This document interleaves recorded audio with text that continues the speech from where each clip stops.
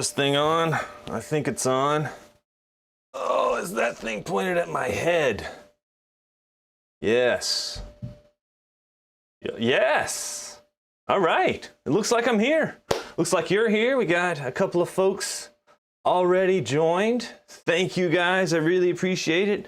I see you in the chat, Mom. Thanks for setting a timer this time. I really appreciate that. Thank you. And I'm on. That's how it is. Just boom, you're on. In the background today, before the show started, you can see, let's see if it'll pop over. Do you see that album on the wall? That album is cool for two reasons. First, it's by a band called TV on the Radio, and second, it has some of the coolest album artwork that I have ever seen. Let me grab it real quick. Hold on just 1 second. Get this album artwork. Set my mic down. Put my mic back on. Oh. This album, this is one of the craziest things I've ever seen. But you put this sheet, it's just a clear sheet with black lines on it over the artwork, and it animates the artwork, which I think that, to me, that's wizardry right there. That is crazy. I don't know if anybody else listens to albums still. If you don't, please buy music, but you know, maybe you should consider albums just because sometimes the artwork is so cool inside. So it is Tuesday, today, April the 14th, and I had a pretty good weekend. You can see every stream, my hair gets taller and taller and taller. And over the weekend, that album artwork is magical. You are right. I agree. So what did you guys get up to over the weekend? Over the weekend, you could see that we put together a new trampoline, which I was very excited about. Also, we explored some of the most epic bubbles that I have ever seen in my life. These bubbles lasted the entire length of our driveway from one end to the other, and they just went on forever, and me and the kids thought they were cool, so I played basketball, and they ran around and popped bubbles, which was, you know, everybody won in that scenario, which is a rarity when you're stuck at home all together all the time, because we're all playing a game of why'd you do it that way, and we're all gonna be losers. That is a joke that my wife told me, which I thought was really funny. Of course, you know, we did this because, when you have a hot tub on the back porch, why are you not always in the hot tub on the back porch? It's 11:03 now, so I need to keep track of that time because I don't want to waste it. This episode, we are going to talk about a very important electrical law that I learned in college, and this has been the trick basically to my entire career. You can see the slide that I have shared, a picture of the trick that I use all the time. Let me know if you can see it. If you can see it, just type it into the chat so I know that we're all caught up and we're all together. The trick is Ohm's law. Has anybody ever heard of Ohm's law? You'll see I've listed it out 3 times. V equals I times R. I equals V divided by R. R equals V divided by I. I had a boss right out of college named Dr. Butka, and he was a great mentor, which if you ever had the chance to get a mentor, please jump in there and grab a mentor. And he always made the joke that, you know, it's not Ohm's law, it's Ohm's 3 laws. And my sister said, well, you know, I'm following some of the episodes, but I don't really understand some of the terminology. So I thought we would begin at the beginning with Ohm's law, and it's a pretty serious law. Operate! I am Serious gosh. Game, the serious Oscope. Yeah, we know. What? We know. Heard of me? Yeah. Good. I am here to discuss serious matters. Great, because we're talking about Ohm's Yes, law. that is correct. Ohm's law. I have prepared a series of moving pictures to explain it. Okay, well, Cue the music. here you go. Perhaps something a little more serious. Of course. Ohm's law was named for the German physicist and elementary school teacher, I do love that combination, George Ohm. In a treatise published in 1827, Ohm described measurements of applied voltage and current through simple electrical circuits containing various lengths of wire. Ohm did his work on resistance in the years 1825 and 1826, and in 1827 he published his results as a book, The Galvanic Circuit Investigated Mathematically. The modern equation states current equals voltage divided by resistance. But, of course, George didn't go in for such simple terms. He wrote his equation as x equals alpha divided by beta plus length, because he was very serious. George must have had some very serious elementary school students as well. We consider Ohm's law almost obvious today, but when Ohm first published his work, this was not the case. Critics reacted to his treatment of the subject with hostility. They called his work a web of naked fancies, and the German Minister of Education proclaimed that a professor who preached such heresies was unworthy to teach science. His work did not become widely accepted until the 1840s, and by the 1850s, Ohm's law was known as such and was widely considered proved, and alternatives such as Barlow's law were discredited. And that is what I have prepared for Ohm's law. It kind of seems like you just read off of Wikipedia. Well, Wikipedia is a very serious source. Sure it is. And one more thing. Your hair is ridiculous. Disparate! Well, I appear to have turned myself into an oscilloscope this time. That's slightly better, but I really would like to learn how to use this spell. Ah. I'm gonna be honest. Serious Gabe doesn't seem that nice. And if there's one thing that I've learned in life, it's much more important to be kind than it is to be right. So, let's explore Ohm's law a little bit, because it is the basis for almost every measurement that I do. There is some kind of a voltage source, and there is some kind of a resistor, and then there is current that flows through that resistor or circuit. So here is a little picture of the voltage source that we are going to use. It is a battery. And then we are going to look at the battery. And inside of the battery, I'm using a rechargeable battery. The battery itself holds 1.2 volts. Does anybody know how much a standard AA battery holds? How many volts a standard AA battery holds? Any idea? If the rechargeables only hold 1.2 volts, how much does a real regular, like a Duracell non-rechargeable battery hold? You can, if you know, slap it up there in the chat. But today, I am going to use, for my circuit, 4 batteries. So we're gonna stack them up in series. That is called in series because they are all in a row. And when you have batteries or voltage sources in series, they add together. So if I have, oh man, I do have it in chat. The battery is, in fact, 1,000,000 volts. That's right, 1,000,000 volts. It's actually, no, I think, oh, you know what? I made a joke, that's a funny, and I even have a button now that lets me make it laugh. You might not be able to hear that, I just realized.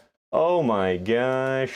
Now can you hear it laugh? Now I think you can hear it laugh. A standard AA battery is 1.5 volts, so these rechargeable batteries generally are a little bit lower voltage because it's a little hard to recharge them all the way up to 1.5 volts. You could hear it, yay, the laugh came through.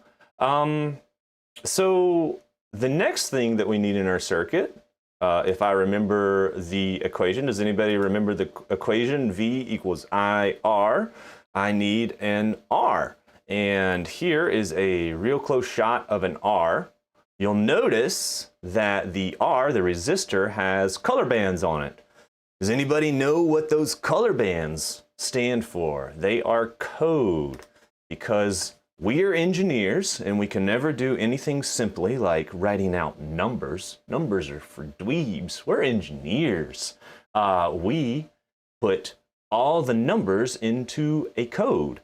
So, for instance, the first resistor that we're going to use is this one right here. It is brown, black, black. So let's go to our good old friend Google, and we will Google resistor code. Can everybody see what I'm doing? They are code for the resistor color codes are code for use a multimeter to figure it out. That is so true. That is so, that legitimately, LOL. I'm going to do one better. I'm going to Google it. So I'm going to Google resistor color code, and I have the 4-band color code calculator right here. And it just lets me choose the band. So I have a 4-band resistor. So if I go back to the resistor picture here real quick, let's go back to it. You can see the bands are brown, black, black, and then I have a gold band. Hopefully everybody can see the gold band. So I will type in the first color. Does anybody know off the top of their head what it is for extra credit before I type in or select the drop-down menus, because that's going to ruin it. First of all, let's start with the tolerance. So that is the gold band. So gold means that this is a 5% tolerance part, meaning it could be plus or minus 5% of the value that the color bands define. So the first color was brown. The second color is black. Okay, 1, 0. And then the third color is black. So that means that this resistor is a 10 ohm resistor with 5% tolerance. Now, what is 5% tolerance? It means it could be plus or minus 5% of 10 ohms. So that's kind of a sloppy tolerance. Honestly, we would love to have things that are a little tighter tolerance generally in engineering, like maybe plus or minus 0.5%. But when I was in college is when I bought all these resistors, and these resistors are the cheapest resistors that money could buy, so they are 5% resistors. So now I have a 10 ohm resistor. Let's go to the next resistor. I have a couple of resistors here. I have a brown, black, brown. So what does my calculator tell me that is? Brown, black, brown is going to be 100 ohms. And then I have, let's see if anybody knows them. If you do know one of these resistors before I type it in, I will give you a few moments. Here's the next resistor, brown, black, red. Ta-da! Anybody know that one before I type it in? Brown, black, red. Very exciting. Colors. Ohm's law, resistors, brown, black, red. I don't know how far behind you guys are. You guys might be 8 years behind here. Looks like you're not 8 years behind if I was to look at the actual YouTube stream. But brown, black, red is 1,000 ohms. So I have 10 ohms, 100 ohms, 1,000 ohms, and then guess what?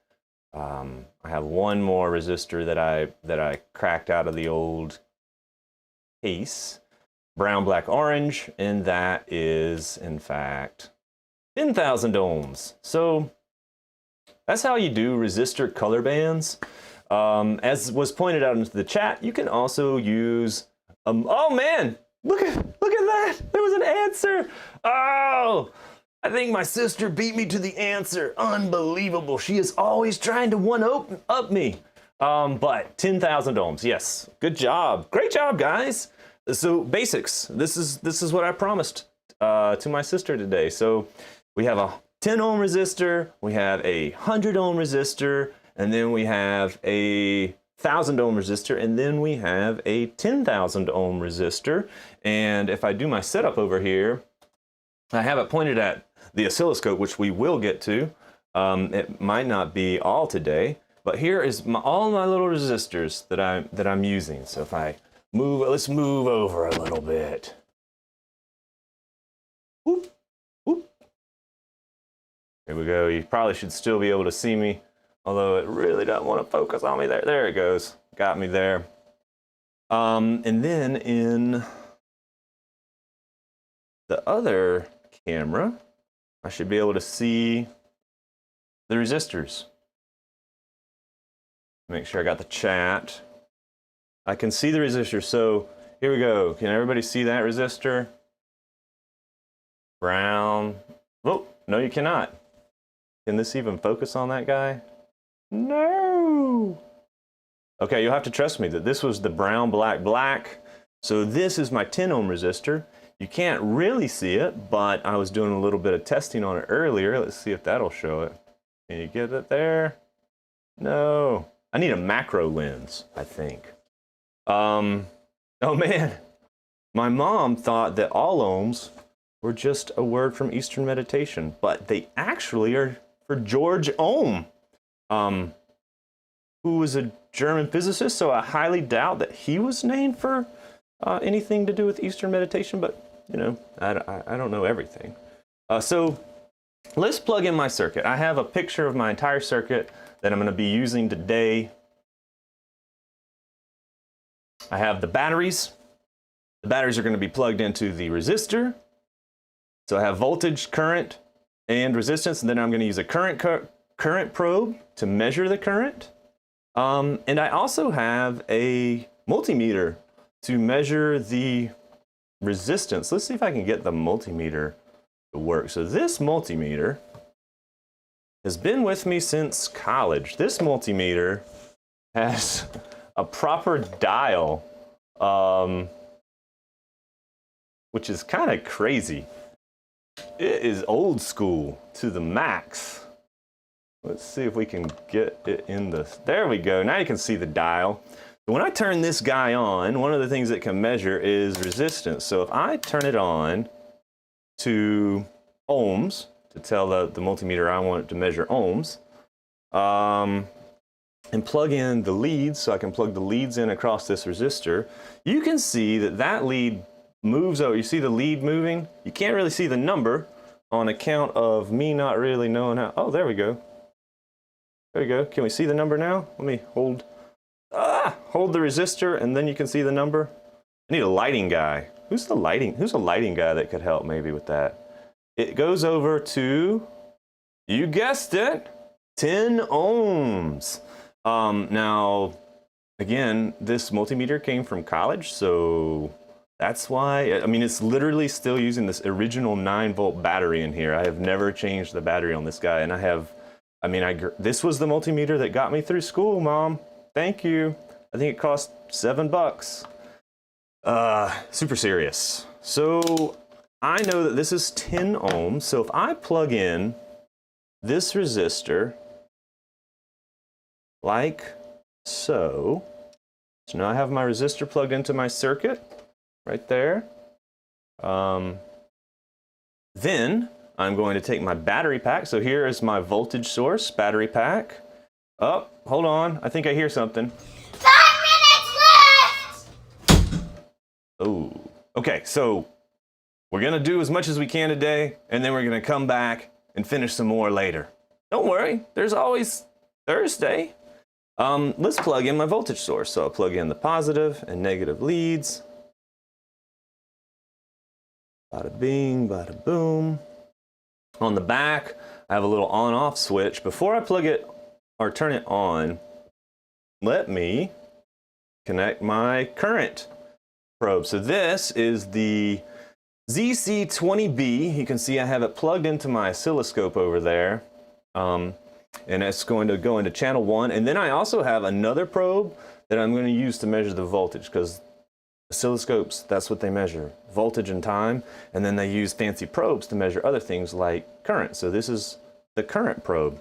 And it has a little arrow on the end of it to tell me the direction that I want to plug it into. So I know that current flows from the red over to the black and then back to the battery. So let's point this arrow. It is making a little bit of a buzzing sound. And I think that is my scope, the scope's fan kind of leaking into my microphone. I'm super quiet.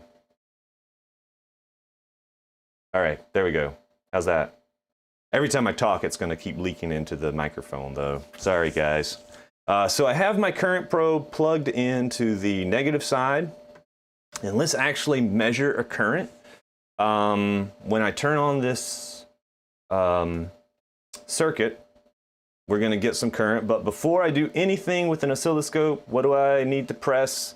Because I'm a pro, and the pro tip is when you sit down in front of a piece of test equipment, you need to hit the preset button to bring it back to a known state. Otherwise, you're just going to be working with somebody else's trash. And you don't know what they did. I don't know what Serious Gabe was doing down here. That man is crazy. I mean, he might join us again. Perhaps. Did anybody hear that? That was weird. Okay, so we have presets set up. So how many amps? Current is measured in amps. If I use the equation V equals IR, and I swap it around so that I equals, I think I even have it, remember Ohm's 3 laws? I equals V divided by R. I know V. Actually, do I know V? That's a good question. Let's measure V first. So measure V. I think that V is 1.2 plus 1.2 plus 1.2 plus 1.2 volts, because I have 4 1.2 volt batteries. If we remember my 4 batteries, do you guys remember that? So I have 4 batteries here, all in a row. All those should add up to 4.8 volts. But just because the battery says it's going to add up to 4.8 volts doesn't mean that it's actually going to measure 4.8 volts. So if I go over to my scope and I turn on channel 4, because that has my handy dandy voltage rail probe, and the batteries are making a voltage rail, I want to turn on my probe meter. If you guys remember the handy probe meter from before, I can see my probe meter. When I turn this on, what is it going to measure? Holy moly! 5.5 volts. So that means that these batteries are slightly over full. If their capacity is 1.2 volts and 4 of them together equal 5.5 volts, it means they're slightly over full. So it's really important to make these measurements, because just because a device says that it's doing something doesn't necessarily mean it's actually doing what it says. And that's where test equipment comes in. And I think that's all we have for today. So we have a resistor set up for next time. We have a voltage source set up for next time. And we're going to finally measure the current. So in the meantime, see if you guys can figure out how much current will be flowing through that 10 ohm resistor. If the voltage is 5.5 volts and the resistance is 10 ohms, how much current is going to be flowing through it? Of course, I don't make dad jokes. I make bad jokes. See you guys later. If you want to hang out and chat for a second, I'll be online. Otherwise, see you on Thursday. Bye, guys. I appreciate it.